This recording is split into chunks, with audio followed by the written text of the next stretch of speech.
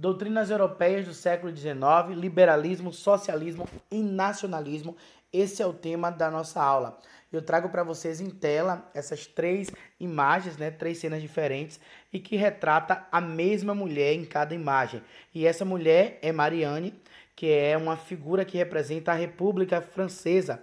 O seu nome vem aí da contração de Marie e de Anne, né, que são dois nomes muito frequentes aí na França no século XVIII. E essa mulher ela vai representar aí a permanência dos valores da Revolução, que é liberdade, igualdade e fraternidade. Então, associada aí à proposta republicana de governo, essa imagem alegórica de Marianne ela vai acabar sendo apropriada ao longo do século XIX por outros diferentes movimentos sociais que vai lutar contra a tirania de algum Estado, porque a Revolução Francesa prega aí liberdade, tá? Então, nessa aula a gente vai refletir quais foram as estratégias utilizadas pelas forças conservadoras europeias, né, para restaurar as bases do antigo regime e de que maneira foi que a burguesia europeia ela reagiu contra a mobilização dessas forças, qual a maneira que o proletariado europeu ele consolidou suas reivindicações, né, diante aí da ordem capitalista que nascia, quais as ideologias que entraram em confronto na disputa do cenário político europeu nesse período, quais foram os fatores que contribuíram para a afirmação do ideário nacionalista na Europa Central e como é que se processaram aí as etapas da unificação política, tanto da Itália quanto da Alemanha.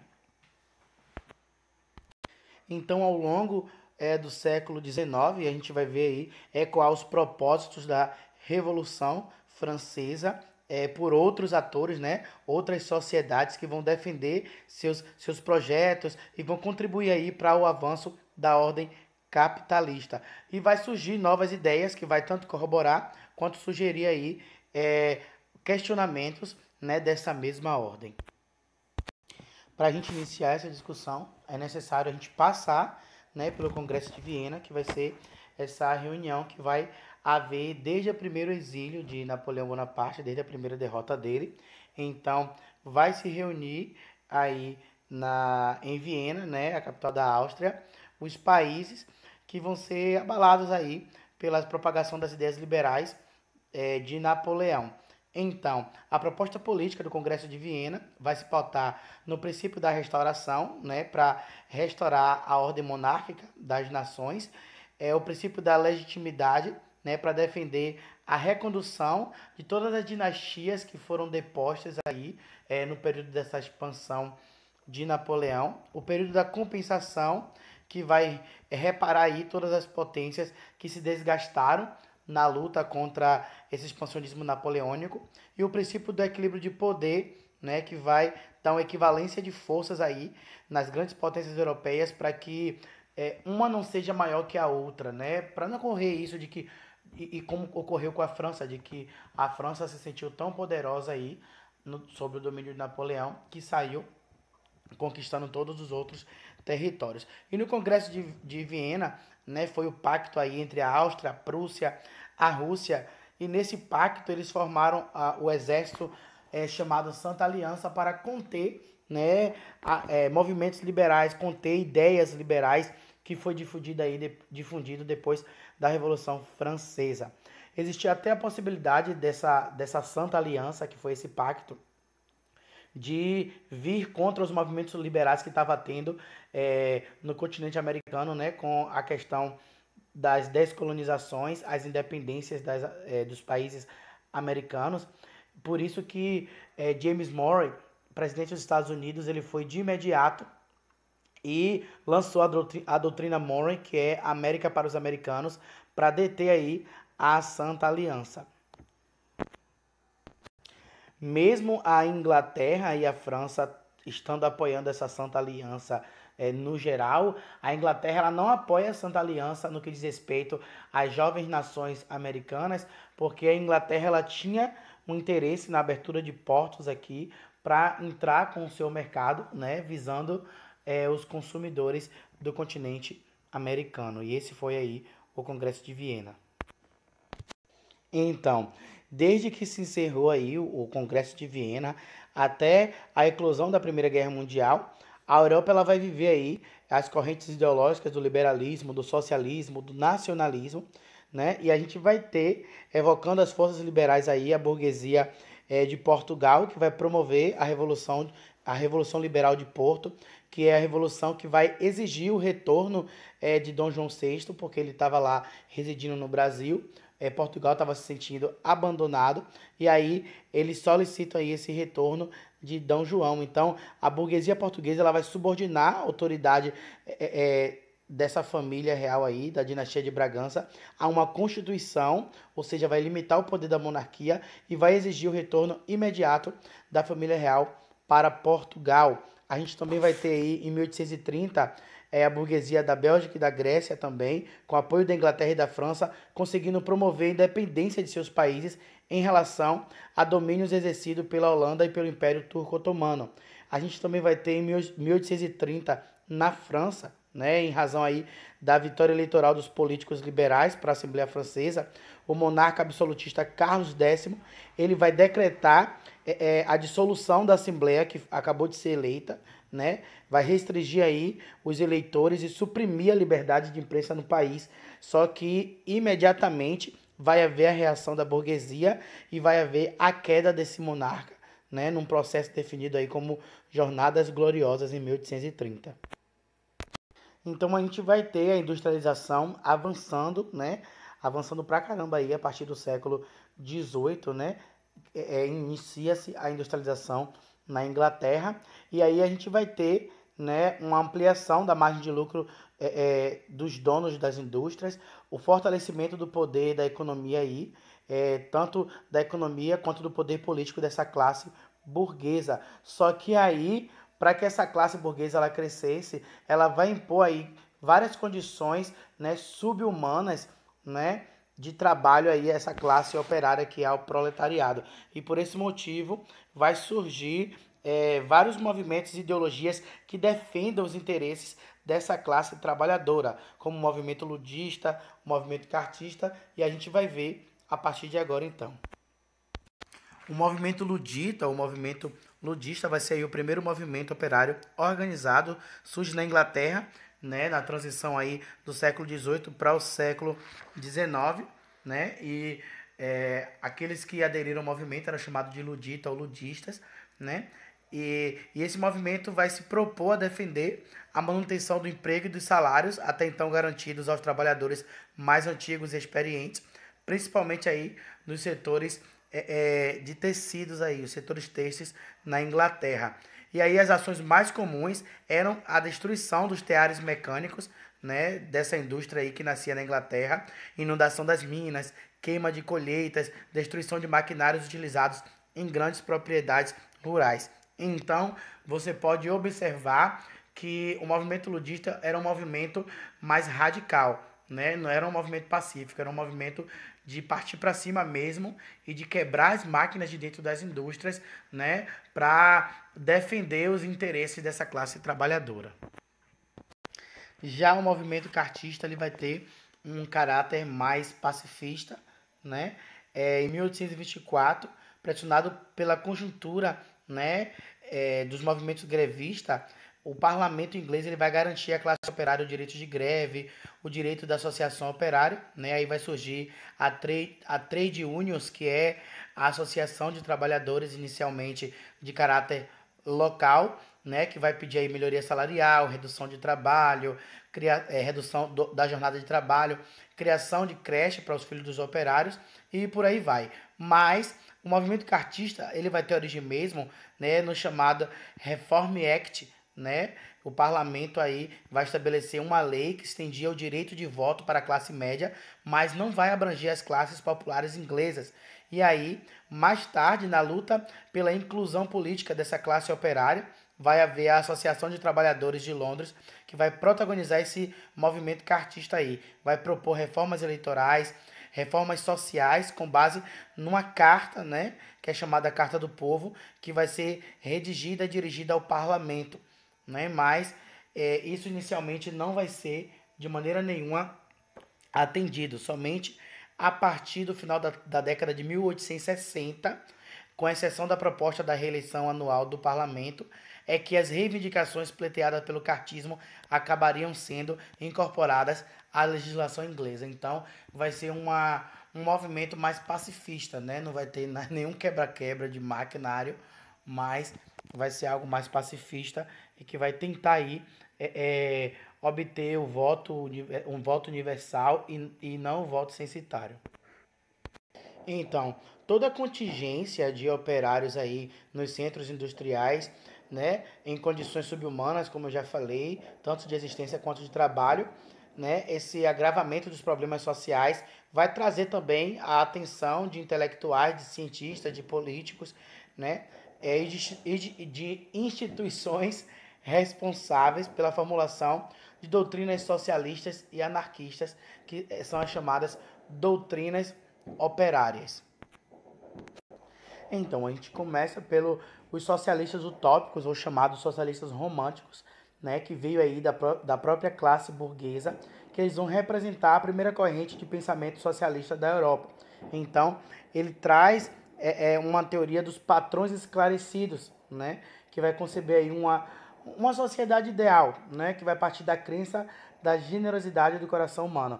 Então eles vão criticar essa sociedade capitalista, né, mas eles vêm com uma visão totalmente superficial, né, porque eles não vão de fato na ferida, eles não vão naquilo que gera os conflitos sociais. Então eles não apresentam aí estratégias para suprimir, né, todas as contradições capitalistas. Eles só defendem uma política assistencialista, né, no qual os patrões, né, que são os detentores do capital, iam passar a favorecer a melhoria das condições de vida da classe trabalhadora. Então eles não defendiam aí a extinção, né, do modo de produção capitalista ou a transferência desse poder político para o proletariado. Eles defendiam, sim, um cooperativismo, né, uma cooperação e uma associação entre os indivíduos. Então, é algo meio utópico mesmo, nada efetivo diante desse crescimento dessa nova ordem capitalista de produção. O socialismo científico ele vai ser desenvolvido pelos pensadores alemães Karl Marx e Friedrich Engels, né, com a publicação do Manifesto Comunista de 1848, onde eles vão defender a luta da classe operária contra a ordem capitalista como forma de promover aí a construção da sociedade igualitária.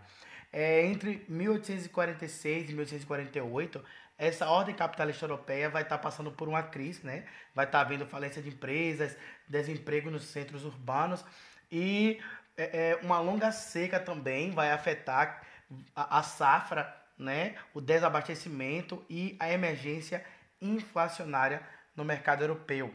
Então é a partir dessa conjuntura toda que Karl Marx e Friedrich Engels vai lançar o Manifesto Comunista, né?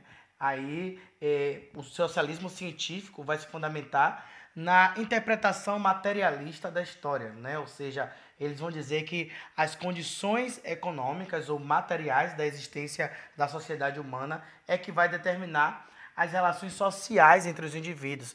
Então, para Karl Marx e Friedrich Engels, as condições materiais da existência de uma sociedade pode ser alterada por meio da luta de classe, né? O que ele traz aí que existe desde os primórdios da civilização entre as classes dominantes e as classes dominadas. Então, a partir dessa percepção finalista desse processo histórico é que Marx e Engels eles vão perceber a luta de classe como um agente dialético, né? Como uma porta, como um canal transformador, né? Por meio da qual essa sociedade humana iria aos poucos acessando aí o estágio da riqueza igualitária. Então, dessa forma, né, a luta de classes em si vai ser um elemento intrínseco, né, ao todo o processo evolutivo da sociedade humana.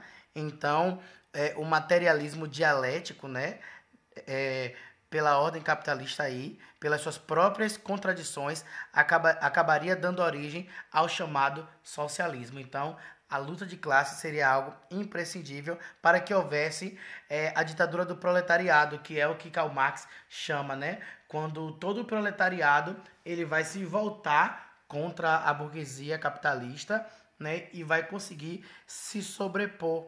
Então, esse governo popular, que seria o proletariado, corresponderia a um Estado socialista que aos poucos iria chegar aí à coletivização dos meios de produção e acabar com as desigualdades sociais, né, e aos poucos ia chegar no último estágio da sociedade humana, que para ele seria o comunismo. O que foi a Primavera dos Povos?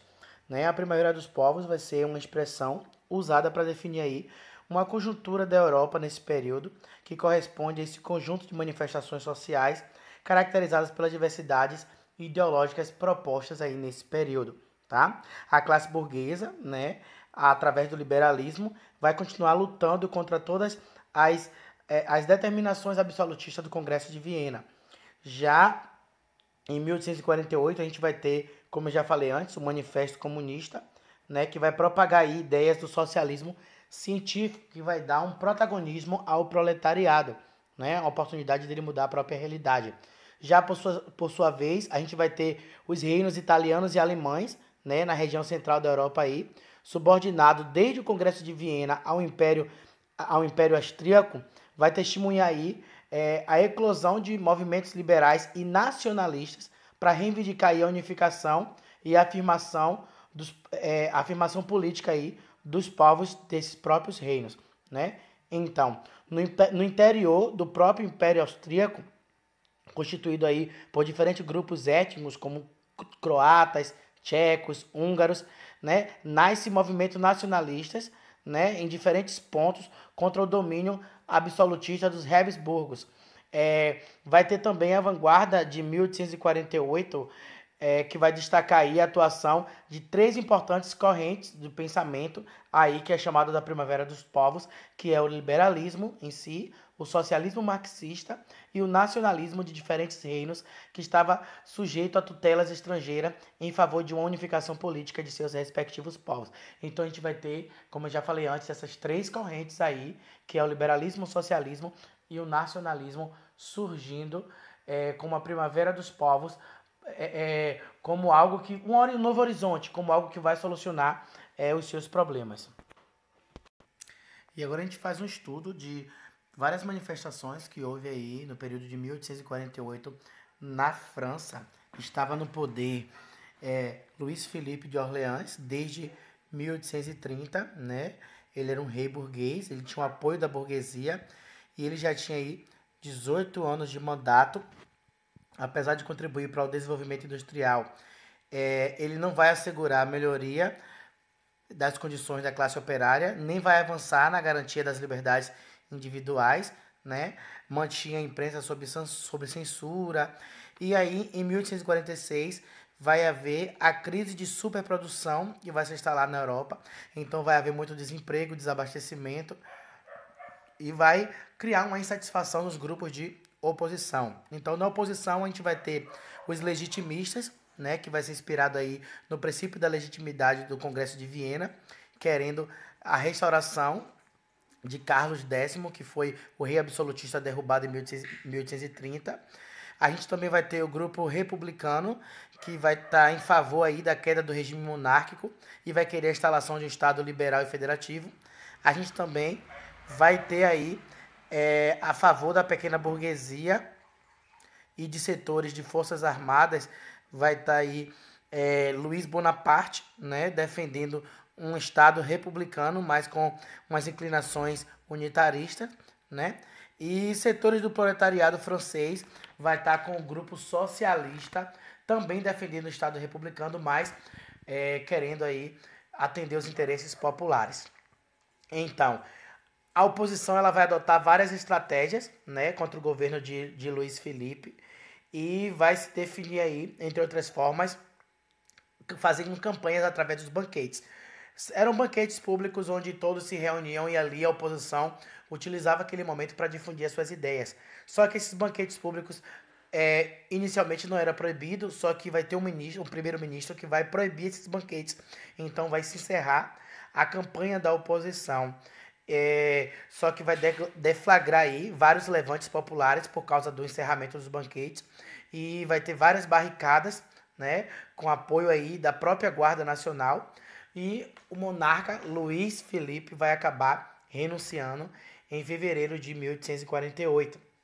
Com a renúncia de Luís Felipe, né, as correntes políticas republicanas vão assumir aí o poder do Estado, vai organizar um governo, né, onde vai atender o grupo socialista, né, do proletariado aí, vai trazer vai trazer favores como sufrágio universal, redução da jornada de 14 horas para 10 horas de trabalho, liberdade de imprensa, liberdade de reunião, legalização dos sindicatos e o índice de desemprego no país ele vai acabar diminuindo, tá? Só que as eleições para a nova Assembleia Nacional Constituinte vai haver e a burguesia ela vai ter aí uma vitória sobre os candidatos socialistas e aí por esse motivo a burguesia vai anular todas as conquistas do proletariado que houve aí nesse governo provisório.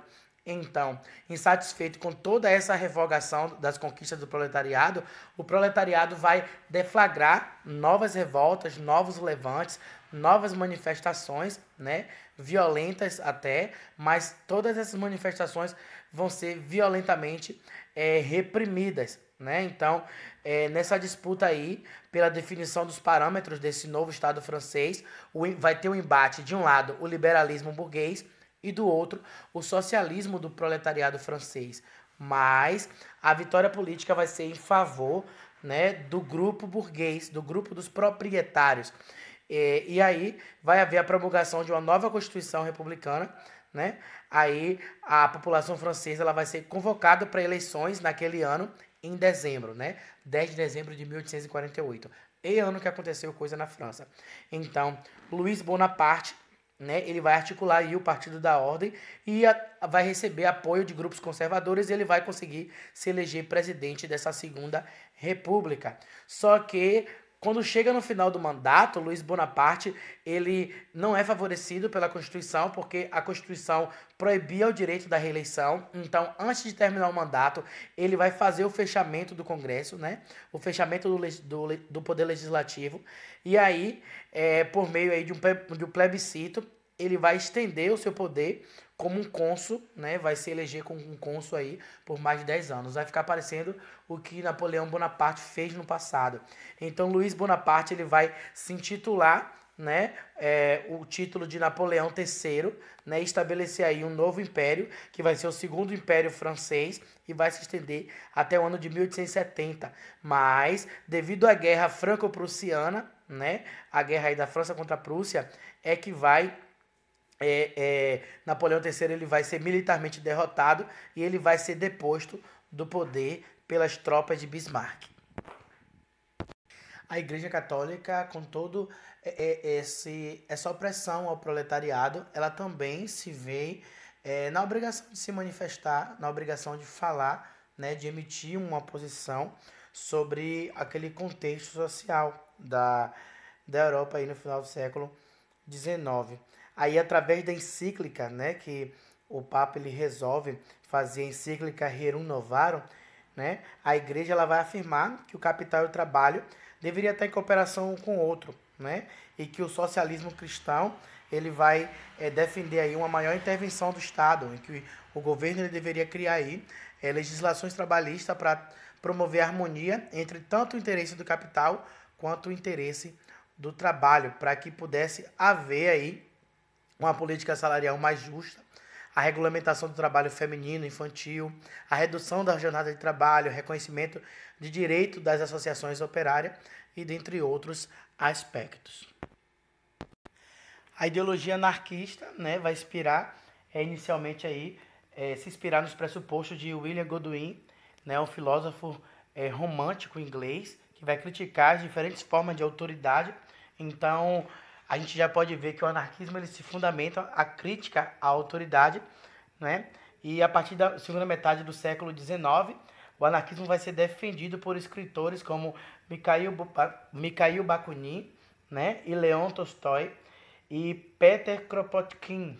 Eles são aí pensadores, né, anarquistas que vai propor aí a total destruição da ordem capitalista, né, a supressão aí de todas as formas de governo, de autoridade, de poder. A ideologia anarquista, ela defende a construção de uma sociedade igualitária, tá? Então, ela vai ser contra ao poder do governo, ao poder do parlamento, a todo tipo de poder, de autoridade, ela vai ser contra, porque ela vai defender aí uma comunidade autogovernativa, sabe? Uma comunidade em que não precisa de um Estado. Então, para ela, tem que se dissolver o Estado. Lembra da ideia, a ideia do socialismo científico, em que aos poucos se chegaria, através do Estado social, se chegaria ao comunismo? Então, para o anarquismo, não precisava dessa questão intermediária. Tinha que se chegar logo no comunismo, sabe? Tinha que se chegar logo numa comunidade igualitária, uma comunidade que não tivesse poder da igreja, poder de parlamento, poder de patrões, poder dos partidos. Então, a única instituição que o anarquismo ela vai legitimar aí, né? Vai considerar, vai ser o sindicato, né? Que ele vai considerar um instrumento de ação revolucionária. Então, o sindicato ele vai ser considerado sim um instrumento, mas não um instrumento de poder, sabe?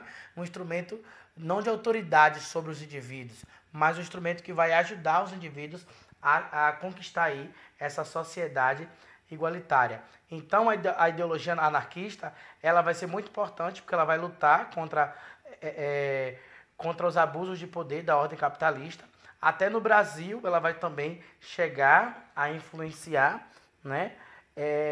E aí, o anarquismo em si vai vir com a educação libertária, né? Porque vai pregar a liberdade, é fundamentado na liberdade, é por isso que prega contra a autoridade de governo, do Estado, e vai ser a substituição das relações de autoridade pelas relações de solidariedade entre os indivíduos. Então, com toda essa onda aí, né, dessas ideias socialistas em favor do proletariado, então existiu aí o objetivo de se organizar politicamente, né, a classe operária, dentro desses novos princípios revolucionários e intelectuais. É aí que a classe operária ela vai se organizar, né, a partir da década de 1860 e vai realizar congressos internacionais. E esses encontros, né, vai ter o nome de Internacionais Operária ou Associação Internacional dos Trabalhadores, que é as chamadas AIT, né? A primeira AIT vai acontecer em Londres, tá?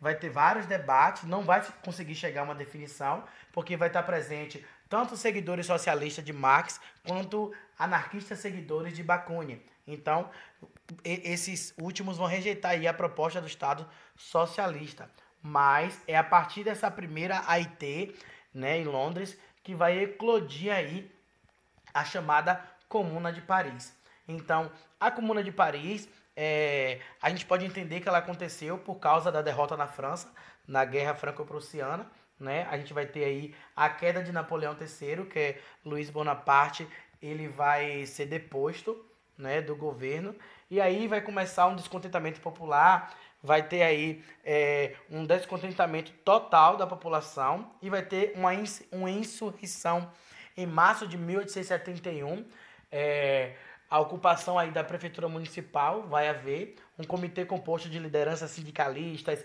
intelectuais, soldados de baixa patente, vai organizar aí para governar a cidade. Isso só vai durar 2 meses, né? Porque o exército francês ele vai acabar suprimindo, com a ajuda de estrangeiros, essa Comuna de Paris aí, vai conseguir derrubar a Comuna de Paris, mas de qualquer forma a gente vai ter 2 meses em que a Guarda Nacional vai ser substituída por destacamentos populares, vai se instituir uma autogestão nas fábricas, o congelamento dos preços de gêneros de primeira necessidade e dos aluguéis, e também se estabelecer o sufrágio universal masculino.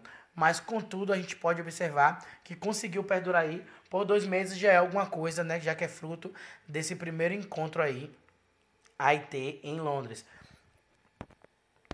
E só para vocês terem uma ideia, o exército francês conseguiu aí a execução de mais de 20 mil participantes do movimento. Então, foi muita gente sendo morta na Comuna de Paris. Mas a Comuna de Paris, ela vai ser importante, né? Não por aquilo também só que ela realizou, mas também por aquilo que ela anunciou, né, vai ser mais formidável aí como símbolo do que como fato, né? Ela se torna aí um grande símbolo dessa revolução proletária aí, dessa revolução socialista.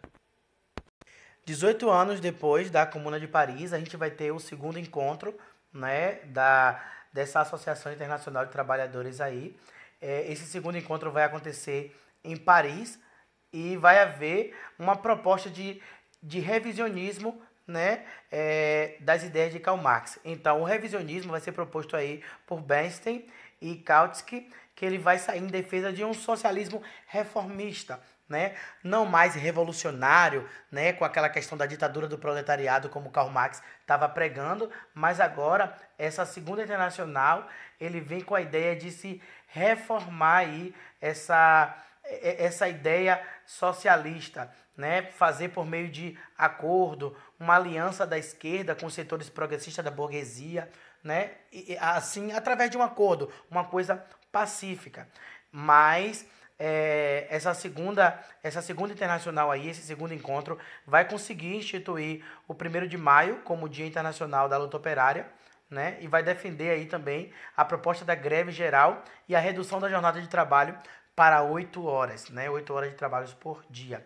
Só que vai haver a Primeira Guerra Mundial, né? Então, como eclode a Primeira Guerra Mundial, automaticamente esse encontro ele vai acabar sendo finalizado. Então ele vai durar de 1889 a 1914, que é quando começa a Primeira Guerra Mundial.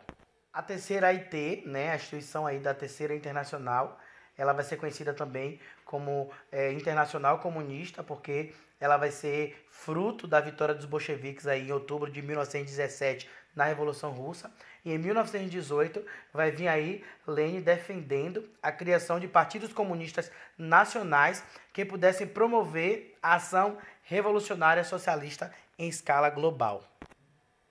Então, como fruto de toda essa orientação de Lenin, a gente vai ter em 1920 a criação do PCC, que é o Partido Comunista Chinês, né? A gente vai ter também, primeiro, o PCB, que é o Partido Comunista do Brasil, vai ser fundado por Astorgildo Pereira em 1922.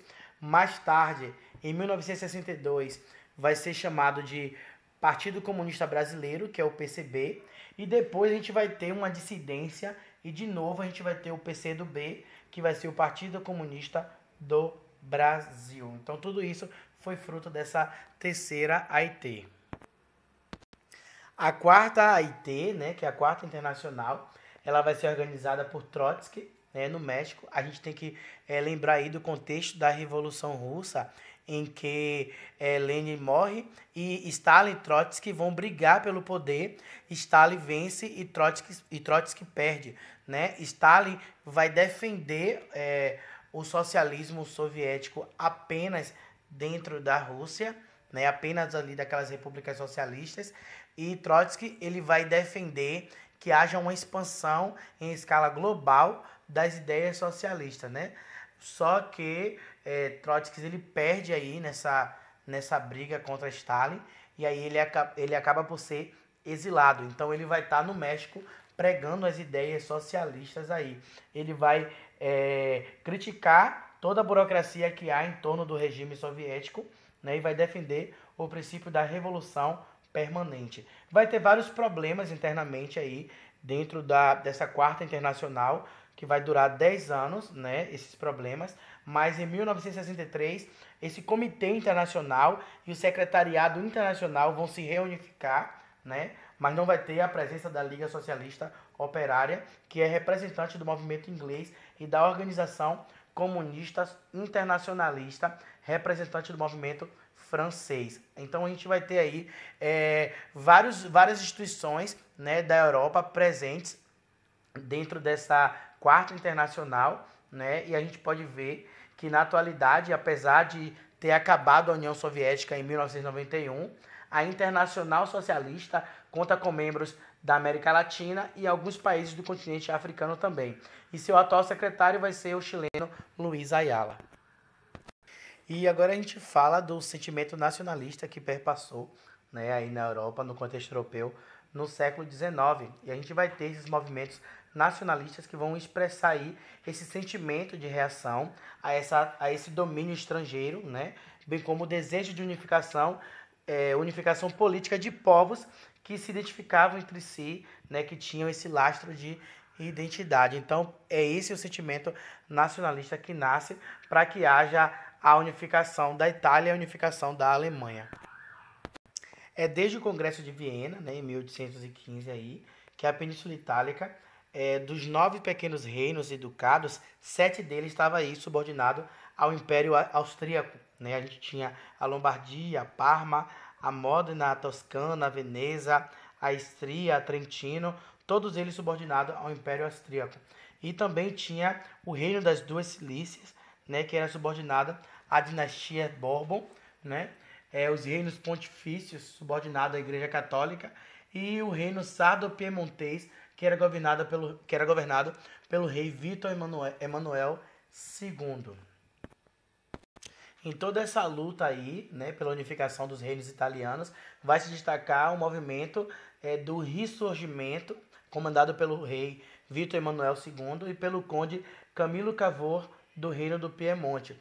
Já em 1859, o Piemonte, após sua primeira vitória contra a Áustria, ele vai anexar aí os reinos de Parma, Módena, Toscana e Romana. Em 1860, Giuseppe Garibaldi, em nome aí do Piemonte, vai anexar o reino das Duas Cilícias, em poder da dinastia dos Bourbon, como eu já falei. E em 1866, em sua segunda vitória contra a Áustria, o Piemonte ele anexa o reino de Veneza e, posteriormente, os reinos pontifícios. Aí, em 1929, que o Tratado de Latrão, né, entre Mussolini e o Papa Pio XI, vai solucionar aí essa questão romana sobre as posses da Igreja e vai se criar dentro de Roma o chamado Estado do Vaticano. E a gente vai para a unificação da Alemanha, que desde o Congresso de Viena, também em 1815, o conjunto dos 38 pequenos reinos germânicos eles vão estar aí organizados sob a tutela da Confederação Germânica, que vai ser presidida pela Áustria. Só que a hegemonia política austríaca aí sobre o território germânico era algo que a Prússia não gostava, não. Então, a Prússia era politicamente independente, militarmente mais organizada e industrialmente mais desenvolvida. Então, o Reino da Prússia, que era governada pelo Kaiser Guilherme I, era responsável pela nomeação, né, em 1862, de Bismarck como primeiro-ministro do Estado. Então, a unificação alemã vai atender os interesses da nobreza prussiana, detentora das terras e de cargos políticos e militares mais importantes, também da alta burguesia, favorecida aí pelo processo de modernização industrial, que era patrocinada pelo Estado. É nesse sentido que vai se destacar aí a importância, né, do chamado Zollverein, que é a União do Uso Geral da Alemanha, uma liga aduaneira que a partir de 1834 vai estimular aí essa integração econômica entre os diversos reinos germânicos. E aí, com a exclusão da Áustria, o Zollverein, ao diminuir as barreiras alfandegárias, né, dos impostos aí na alfândega, vai incrementar o comércio e o emergente processo industrial germânico. E aí, militarmente, o processo de unificação alemã vai deflagrar a partir de 1864, quando o rei da Prússia ele vai anexar aí os ducados germânicos de Schleswig e Holstein, né, até então dominados pela Dinamarca. Então, essa guerra, né, contra a Dinamarca vai ser um dos fatores que vai ajudar na unificação alemã. Também a guerra contra a Áustria, né, que vai obrigar aí a Áustria a reconhecer essa dissolução da Confederação Germânica. E também a guerra franco-prussiana, né, que a Prússia ela ganha para a França. E a França é obrigada a entregar a região de fronteira, que é a região da Alsácia e Lorena. O Kaiser Guilherme ele vai ser coroado aí o imperador desse reino aí.